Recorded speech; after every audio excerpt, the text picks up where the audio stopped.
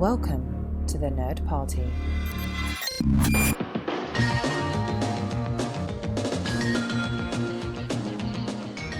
Welcome to Great Shot, Kid, the Nerd Party's podcast that looks at film from a number of different angles than you might be expecting. I'm John. And I'm Mike. And this week, we've got a special treat for you where we're going to be talking about one of our favorite filmmakers and an AMA that he did on Twitter recently. But before we get to that, of course, we want to invite you to interact with the show on all of the socials. You can go over to facebook.com/thenerdparty and interact with us there. You can go over to Twitter @JoinNerdParty. Go over to Instagram, The Nerd Party. And you can, of course, use the hashtag GreatShotKid to let us know that you're thinking about us and would like to talk to us. And if you don't want to go through the socials, send us a private little note at thenerdparty.com/contact and select Great Shot Kid, and we will get an email sent directly to us. So, you know what? Before yes. you get started, can I throw an audible here? Of course, throw an audible. I was going to audible. mention this to you, and whatever. Okay. But just I think Please. It should be acknowledged. Alison Schirmer, who she was the producer of Rogue One and also Solo.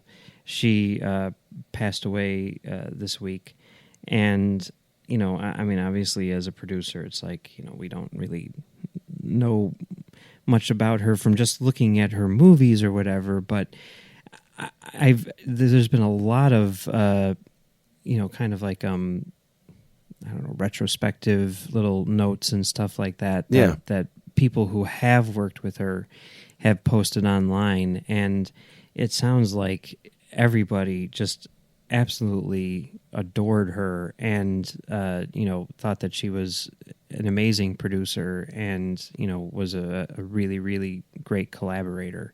Yeah. And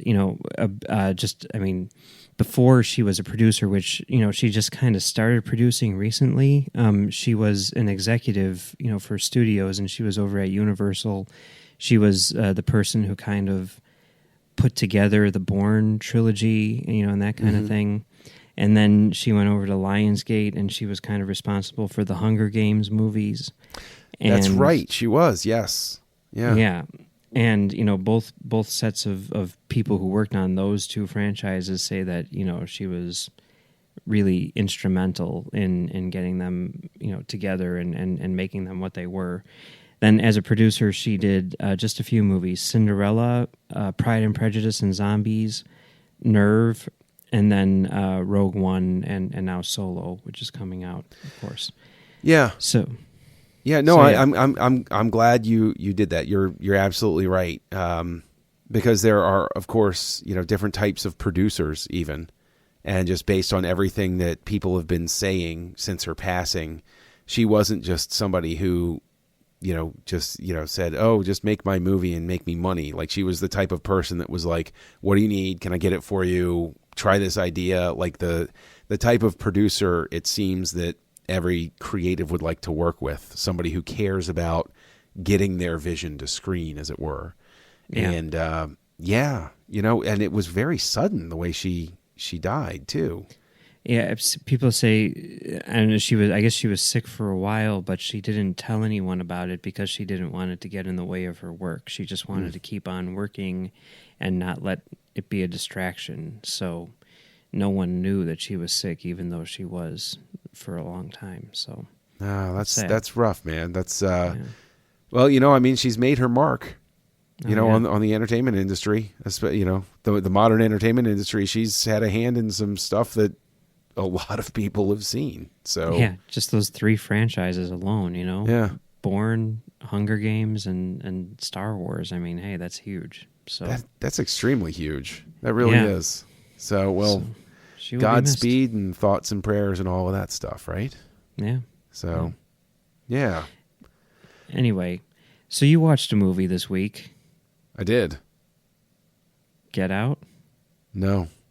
Oh, I thought you were. No, I wasn't able to get to it. That's right. That's the downside of having kids, and when one gets sick, and you're kind of like, well, those evening plans are gone. Okay, all right. Well, we'll get to that next week then. Yeah, we'll I promise you, we'll get to that next week. Okay. No, this week, let's just kick it off, man, because I know that we'd both like to talk about this. Everybody knows that we're Paul Thomas Anderson fans. Yes. Right? And you're probably more so than I am. I am a fan of everything that I've seen that he's done. I haven't seen everything that he's done. But yeah. I mean, for me, I mean, my go-to line, is, I mean, Paul Thomas Anderson movies. That's the reason why there are movies. That's all that matters. Every other movie is just there to kill time until his next movie comes out, Well, so, yeah, I'm a fan. and he's wonderfully, he's actually, everybody's read interviews with him and everything, but I've always been struck by his humble sense of self, where he says, I'm the one when they, when they want to say they released an art movie, they come get me. He's like, I'm at the bottom of the Rolodex. Like when they come for me, he's like, oh, we need something arty. Call up Paul Thomas Anderson. He's like, I know my place in the ecosystem here. I know how this works.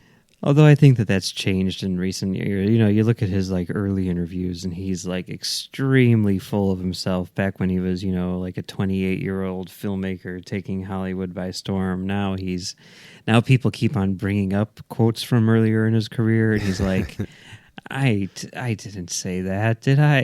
That kind of thing. So, but he's someone who sort of leads. I mean, I don't think that he's like intentionally like reclusive, but he's not someone who puts himself out there. He's not on social media or that sort of thing. So whenever he makes a new movie, he sort of like peeks his head out into the world, and it's always kind of great to see him talk. And one of the things which I love more than anything, I mean, it's great to hear him talk about the movie that he has coming out or whatever, but I always love sort of like the little bits which are about other things. Like I'm fascinated, and not just with him, but with like all filmmakers who I like and everything. I'm fascinated with what movies they like, and not just their influences, because lots of times that's obvious, but like what it is that they are inspired by, which is coming out now, that sort of thing. And also just, whatever, their reaction to the world in general. So he did a Twitter Q&A as part of the if you go to @PhantomThread, it's in their Twitter stream under the hashtag AskPTA. And some of his responses to the questions asked were kind of amazing, but also there are things where, the questions, while they're directed at him, and his answers are obviously probably more interesting than ours, like, I feel like, it does start a good conversation, So, I mean, there's some which I think are just, I don't know, some which are just funny, some which are informative, but whatever they are. Well, I mean, okay, for instance, some of the questions that people ask, of course, they ask about, how do you feel about Daniel Day-Lewis retiring? And he's like, kind of sad. We all are. Like Daniel Day-Lewis going away is like, that's a rough one. The idea that he wouldn't be. I mean, I kind of want, in all honesty, I want him to like suddenly pull, guest starring roles on sitcoms, just to mess with everybody's head, just to be like, just for fun. Yeah. But I think that one of the things that you drew my attention to was his choice of superhero adaptation, if he were to make one. And what was his answer? Well, the question was something along the lines, I don't have that particular tweet right in front of me, but the question was something along the lines of, what cartoon that your kids watch would you adapt into a movie? And he said Teen Titans, which I've got to think, based on his kids' ages and everything, he's talking about Teen Titans Go. He probably doesn't know the difference. Right. But I can't see him being like a huge fan of like the Teen Titans from like 10 years ago. Right. And have you seen Teen Titans Go? I have. It's gloriously insane. I love it. It is completely unhinged, and I agree with you. That's what makes it lovable. It's just nuts. Like, it used to always be on like after like Clone Wars or something. So like I'd always, like the recording would just keep on going, and I'd see like the first 5 minutes of it, and I'd just be like, this is amazing. Like, this is, I don't even remember what show I was watching, but I'd always be like, this is way better than whatever it was that I was just watching. Like, and my wife's like, what's wrong with you? Why are you watching this? And my wife's like a huge Batman fan, so I don't know why she is so resistant. But, you know, like, I talk about it with like these people at work who like grew up with the original, and they'd all be like, oh, they ruined it. Oh, that show's garbage. And it's like, yeah. What are you talking about? This show is amazing. And, you know, they've got a new movie coming out next summer, Teen Titans Go to the Movies. Yeah. And when I heard about that, I was like, oh, I'm going to just start watching all these. So I just started watching for the first time the entire series because it's on Hulu. And it's hilarious. I love it. Yeah, it has a great sense of humor about itself. But the thing is, I think that's sort of one of the things that I think that's what's so weird is there's such a split with fans of comics, of sci-fi, of all of that stuff. And, you know, we've talked about how, well, a remake can't destroy what came before, and a sequel is a sequel and stuff like that. But people really tend to take it super personally when their own source material is irreverent about their source material. Mm-hmm. And like Teen Titans Go is not treating their hallowed heroes with these, you know, kid gloves or like these jokes that are designed to magnify and raise them up. This is basically something that, like the 1966 Batman, just, you know, it just embraces the absurdity of the entire concept of superheroism. You know, it's like, this is a kid's thing. Let's just have fun with it. And I think that's sort of like the thing where I was talking about this with somebody today. Pro wrestling, like in the 80s, was everybody knew it was fake. Nobody thought it was real, but you just didn't talk about it. You just went along with it, and you know it was the wink and the secret handshake, and it was like, yeah, we know. Just so let us pretend. And then as soon as McMahon, to get out of, I forget, I think it was like some sort of insurance waiver or something like that, admitted that it was fake. You know, Teen Titans Go is in that sort of spot where like it's going to draw ire because it breaks down that wall that allows you to pretend like there's something inherently super serious about people in tights beating each other up. Yeah. It really is like a cartoon in the traditional sense, in that, like, I mean, like, literally, like, episode 5, they all die and become ghosts, you know, and they're like, so now what? And then in the next episode, they're just fine. Yeah. But I think the thing that I like about it most is the fact that, with rare exceptions, actually, most of the time they're not fighting crime. They're just doing everyday things. Mm-hmm. And I think that's what I love about it, is like, you get to see these superheroes just like literally doing their laundry or whatever, you know? Yeah. Like, that's what I want to see. That's the show I want to see. What they're doing in between fighting supervillains. But in this context, I'm even more fascinated because Paul Thomas Anderson directing it. Like, I'm in my head and I'm like, so is there like a really long tracking shot while Cyborg is being chased around by the monkey?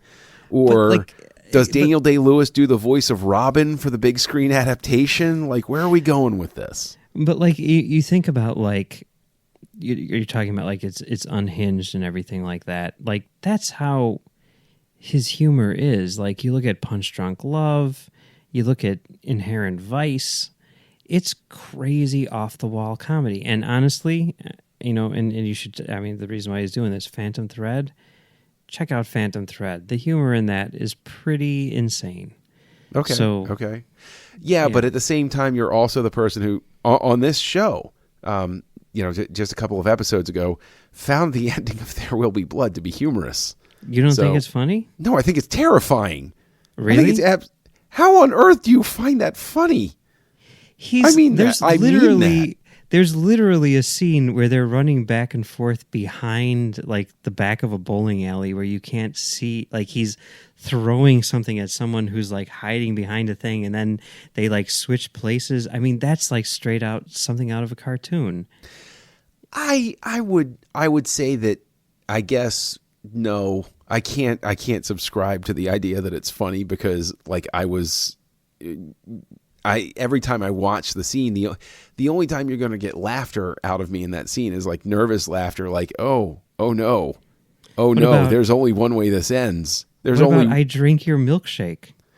That's not. Have you ever seen somebody completely lose their mind, like go completely off the rails? Okay. Yeah. Okay. It's a little uncomfortable to watch that scene. Okay. So all right. I was going to put that out there. There. So. I think it's done for humorous effect, and I think it's pretty funny. It's too bad in that movie that's funny. It's too bad that I couldn't have a Twitter thread at Phantom Thread and say, so, Mr. Anderson, my friend thinks that you let's just settle the debate. We should ask him. We should go ahead and ask him on Twitter. Well, I don't think he's doing it anymore, unfortunately. He needs to get his own Twitter account. But I did hear an interview with him recently where he was talking about, they were talking about Phantom Thread, it's a comedy, but at first you're like, is this a comedy? Should I be laughing? Is it supposed to be funny? And he's like, yeah, it is. I think one of the questions which is asked here is someone's like, when are you going to make another comedy? And he's like, I just did. And he talked about how they do, they've been doing, over the years, screenings like There Will Be Blood with like a live score and stuff like that. So he's seen it with an audience, and he's found that now that people know what the movie is, now that they've seen it on rewatches, it gets a lot more laughs. People, kind of realize that it's okay to laugh at this movie because they know where it's going. And I don't know. I think I'm in that boat. I don't know. I'm sure that Phantom Thread probably is. I'm always no. I mean, with There Will Be Blood too, though. I don't know. I'm gonna show. It's next week is my birthday, so I get to pick the movie at movie night with my family, and I'm gonna show There Will Be Blood to my family who hasn't seen it before, and we'll see how many laughs they get. They're gonna love it. I really. Are you going to film this for Instagram or anything like that? I want to see their faces when the milkshake scene comes up. Okay, they can handle it. We just watched. I'm sure they can handle it. I just showed them they're Get going to Out be the laughing. other night, but it'll be fun. It'll be fun. I'm curious to see what they think, though. So, okay, now there's one tweet which is the absolute best in this whole thing, where someone and I saw this picture back when whoever was posted it online, where it's Paul Thomas Anderson and his wife Maya Rudolph walking down the street. Yeah. You've seen this picture? Yes, I have. Okay. Yeah. And everyone was like, he's got a copy of 13 Reasons Why in his jacket pocket. And I saw the picture a few months ago, and I was like, well, I know what my Halloween costume is going to be like this year. But someone sent him this picture and said, hello, Paul, just wondering why you're carrying around a copy of 13 Reasons Why. Did you read it? And if so, what are your thoughts? And his response is, oh my God, look at the happy couple. What the F is this? We look like we're going to kill someone. I don't know what that is in my pocket. Probably the back of a magazine. Holy Jesus, can we remove this picture from the world? It's not a flattering picture. For anybody that hasn't seen it, it's not a flattering picture. I think you should make it the art this week, to be honest. But sold. All right. Done. And we will tag Phantom Thread just so that they know. So, and then this was a recurring theme, which he did a couple of times. When is Hard 9 coming out? Memorial Day weekend. And then there was another one. I forget, but whenever I see it, I'll let you know. But yes, a few times someone was like, when is the sequel to this movie coming out? And he always says Memorial Day weekend. So, well, it was something that gives me great hope, something that buoys, because of course, being the internet age, we love to use somebody else's opinion as a validation for our own. But I've had tussles here and there with people who did not enjoy David Lynch's return to Twin Peaks. Okay. One friend who still brings it up at least once a month is like, and another thing about it, I'm like, look, I like it. Let's just let that go. Okay, let's let it go. But it seems that Mr. Paul Thomas Anderson, when he was asked about it, said that he was halfway through it. Amazing. Some of it is hard to watch at night. I will completely agree with him that there are some serious, it's a David Lynch thing. There's some serious nightmare fuel in it. And there's actually one episode in particular that it took me an hour to fall asleep after watching it because I was just like laying there thinking about it. But see, that's interesting because like literally just before we recorded it, I watched two things. I watched Teen Titans Go, and then I watched season 2, episode 20 of Twin Peaks. Oh, well, at least Wyndham Earle's back by that point. Yeah, it's not good. I've got 2 episodes left in season 2. Stick with it, man. Stick with it. But it's definitely, there's no nightmare fuel right now, you know?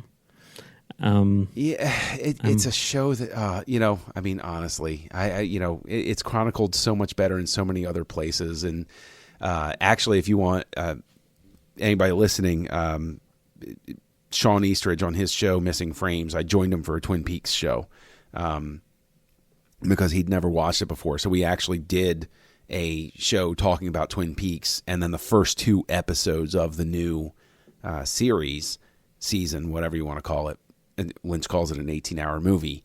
And then we recorded another one with another person, another episode of Missing Frames, talking specifically about the 3rd season. So I'd be interested to get your read on all of that stuff. But it's heartening because to have, you know, Mr. Anderson, you know, agree and think that it's amazing, I would love to talk to him even more about it. What is it that specifically he finds amazing? Is it simply the fact that it's somebody obviously given complete control over everything?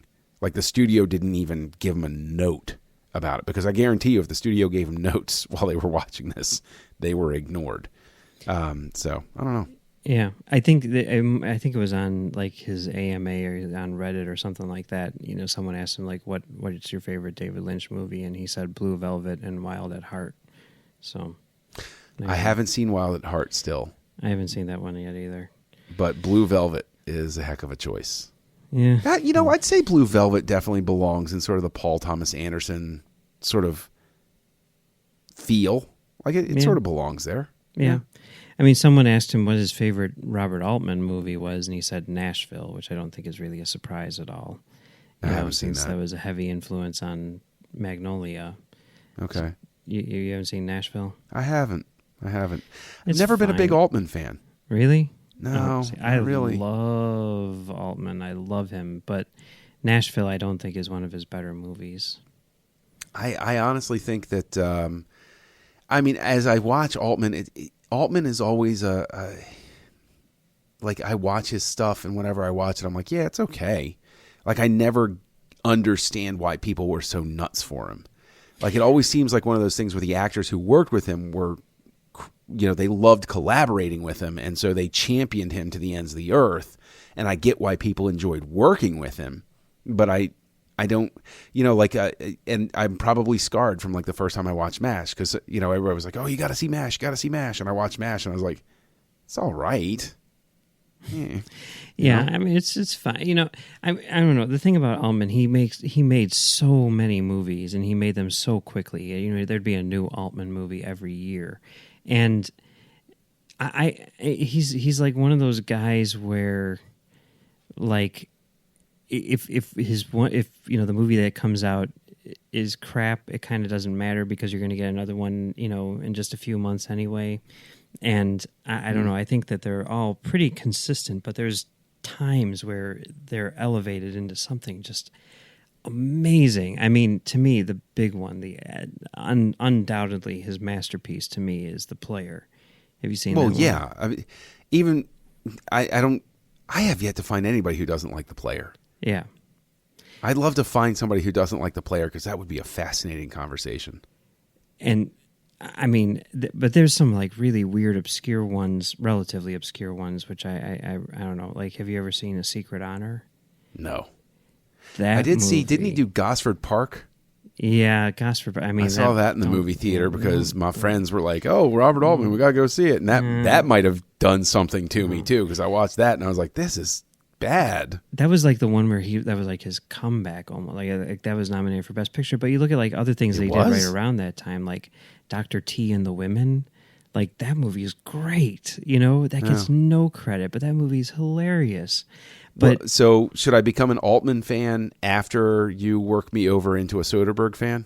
Yeah, like I'm trying to figure the hierarchy here. Soderbergh's better than Altman, but Altman is way, way up there. But if you want to see an amazing movie, which no one really talks about, Secret Honor is it's Philip Baker Hall, Paul Thomas Anderson. Hey, Sydney and everything like that. Philip Baker Hall as Nixon in his office right before he's about to resign. So basically he's made the decision to resign and he's about to do it, right? And it's just an hour and a half of him talking into his microphone, basically giving a monologue about everything, right? Everything surrounding him at that point in time, but going off on these crazy tangents. And it's basically just like him coming to terms with the fact that, he's about to resign, right? Yeah. It's amazing. It was originally a stage play that Philip Baker Hall, and of course Philip Baker Hall kills in this movie, and Naturally. It was originally like a stage play, and basically Altman, what he did was he taught a class at I think Michigan State, where the idea was basically like, here's how you make a movie, and what he did was, he went over the basics or whatever, and then the class was the crew, and they shot the movie there at the university and then released it. I mean, it's a fantastic movie. I highly recommend it. Okay. But yeah, there's a lot of weird, cool ones, like his John Grisham adaptation, The Gingerbread Man, starring Kenneth Branagh, where it's like... gosh, I'd burned out on Grisham adaptations by that point. Because I this saw Rainmaker by Coppola. Right. And there was The Firm, which was just ugh. Yeah, and then there's the Schumacher ones, right? The Client and The Time to Kill. Yeah, Client and Time to Kill, yeah. So, but like all of those are like a type, right? Where it's like John Grisham. So now it's like John Grisham, but by Robert Altman. So it's kind of like that story, but told in that sort of like laid back, like, hey guys, there's a killer on the loose. This lawyer needs to try to figure out what's going on, and he'll get there. But so along the way... it's a low-key, high-tension movie. That seems an interesting pairing. Like, there's this chase at the end, and it's like the most like lethargic chase you've ever seen, and I love it. Nothing can be a more lethargic chase than the car chase in Mitchell. So that's true. But this is like, I don't know, intentionally lethargic. I don't know, but all right. Well, everyone's always making the joke, and we made the joke. We did a whole series on it. Like Paul Thomas Anderson and Paul W.S. Anderson. Yes. Paul W.S. Anderson, the director of Resident Evil, and of course, someone had to say, what was your impetus to go from the commercial success of Mortal Kombat to the award-winning Boogie Nights? Also, please explain how you were able to make Resident Evil Retribution and The Master in the same year. And he said, Ted, I'm the Pizza Hut, and I'm at the Pizza Hut and the Taco Bell. So there you go. So, I love that. I do love also when somebody asked him the best or worst Daniel Day-Lewis to work with, like which character was the worst. And I think he said, I liked being in the wide open spaces with Plainview digging for oil, Reynolds' house, and Reynolds is from Phantom Thread. Yeah. Was a bit claustrophobic. I think Plainview would kill me. However, while Reynolds would just stab you with his wicked tongue, Plainview was less fussy. I say Plainview. So he'd go with the psychopath. Would kill me, but you know what? Less annoying than Reynolds. So there you go. And then, just to sort of bring it back to Star Wars, because in one of the interviews that he did or whatever, people are like, what are you looking forward to? And he's like, oh, there's a lot of movies. I want to see like Lady Bird and everything. But right now, just like everyone else, I'm just looking forward to Episode 8. And someone said, what are your thoughts on Adam Driver's Kylo Ren? And he says, I heart Kylo Ren, but I heart Rey more. what's going to happen? Question mark, exclamation point, question mark, exclamation point. So there you go. Somebody's excited about episode 9. Yes. I noticed he didn't mention the Resistance subplot. Interesting. Nobody seems to mention that one. He only had like 280 characters. That was the reason. Yeah. Yes. Someone indeed. asked him what his favorite De Palma movie was. He said Untouchables. I don't know about that. I mean, it seems a safe bet, though, because what are you going to pick? Right? I'm going to pick Mission Impossible myself, but... Yeah, I'm not going to give that over Untouchables. But I mean Untouchables even seems kind of the mainstream. I mean, I know obviously Mission Impossible was like, when I think about like De Palma, like as true De Palma, I don't know. Another one that I love, which everyone else hates, is Snake Eyes. I haven't seen Snake Eyes, but I know that one that gets overlooked a lot is Raising Cain. Well, wait a minute. No, you know what? I have to give my favorite De Palma movie's got to go to Carlito's Way. Okay, I still haven't seen that one. Oh God! But the thing is, it's not because it's a perfect movie. It's not even because it's Pacino's best performance. It's not even because an actress I had a tremendous screen crush on is in it. It's because Sean Penn doing his riff on Alan Dershowitz as a scumbag defense attorney is so amazing. Like it is seriously one of those types of performances where you know how everybody makes reference to Alec Baldwin and Glengarry Glen Ross. Mm-hmm. When you say think of the whole history of Sean Penn performances. When you say Sean Penn to me, I think of Kleinfeld from Carlito's Way. Yeah. And so that in and of itself, that has got to be my favorite De Palma film. Also, very surprisingly touching ending. So it's one of those movies where, because I went to see that movie De Palma when it came out, and which I think was on Prime. I think it might still be. And he goes through his entire career movie by movie, and then like the theater that I saw it at was then showing like a De Palma festival. They didn't show Mission Impossible, which was upsetting, but they did show Untouchables in 70mm, so that was cool. But like I had to because I had to kind of pick and choose what I was going to see because I couldn't like just stay there the entire week, And I'm like, I'm going to go see Untouchables, and I'm going to go see this, whatever.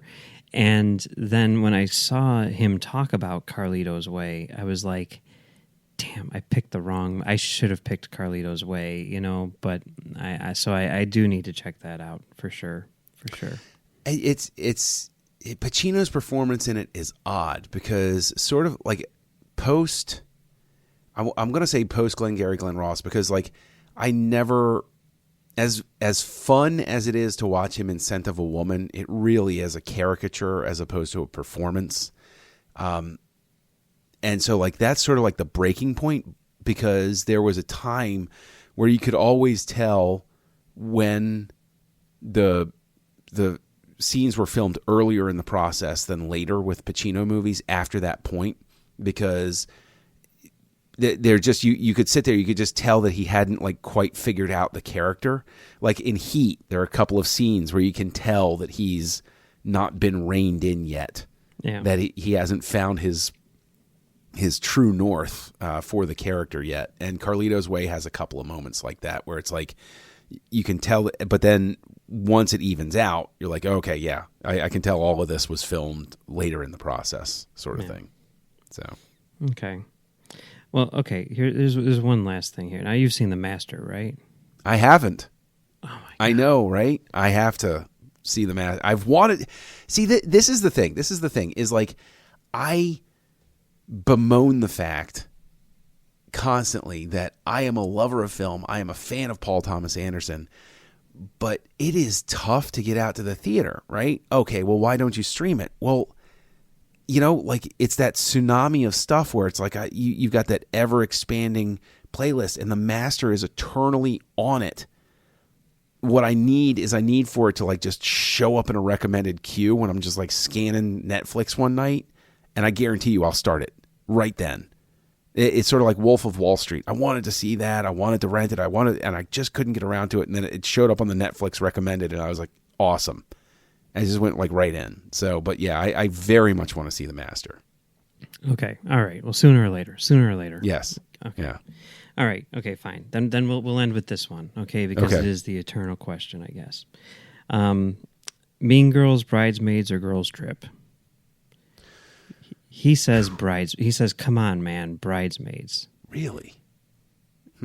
I haven't seen Girls Trip yet. Nor I know do he's a big fan, and Tiffany Haddish, apparently he wants to work with, really, really badly. So I need to check that out. But to me, it's got to be Mean Girls. I have to push on this.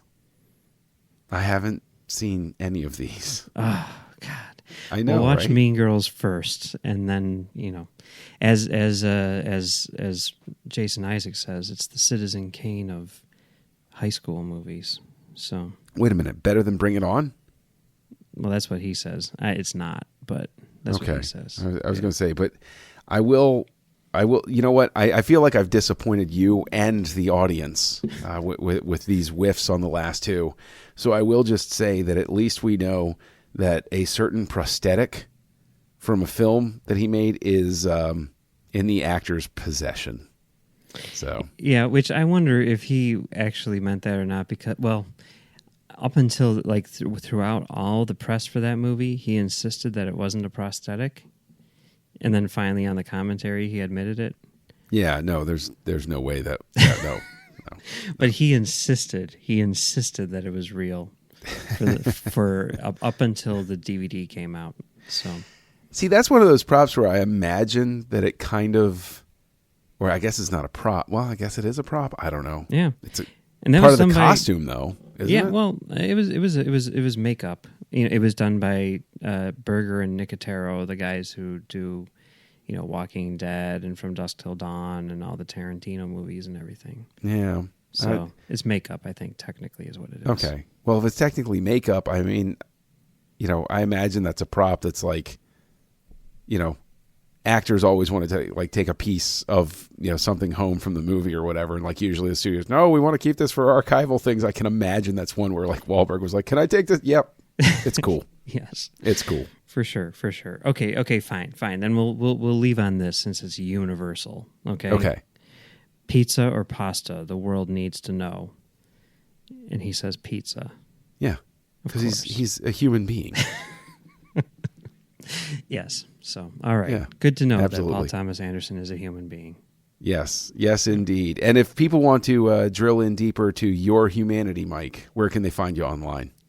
Well, you can find me on Twitter at Mumbles3K, and you can find me on Trek.fm doing a show called The Edge and another show on Trek.fm called Stage 9 with you. That's right. We both do Stage 9 over on Trek.fm. And here on the Nerd Party Network, you can also find me co-hosting Aggressive Negotiations with Matthew Rushing. And you can find me out in the ether co-hosting Words with Nerds with my pal Craig. And if you're a pretty good speller, you can find me online as Kessel Junkie. So thank you for joining us as we discussed one of our favorite directors and his fun answers on Twitter. And we look forward to seeing you next week when you're going to get this horror fan's reaction to Get Out.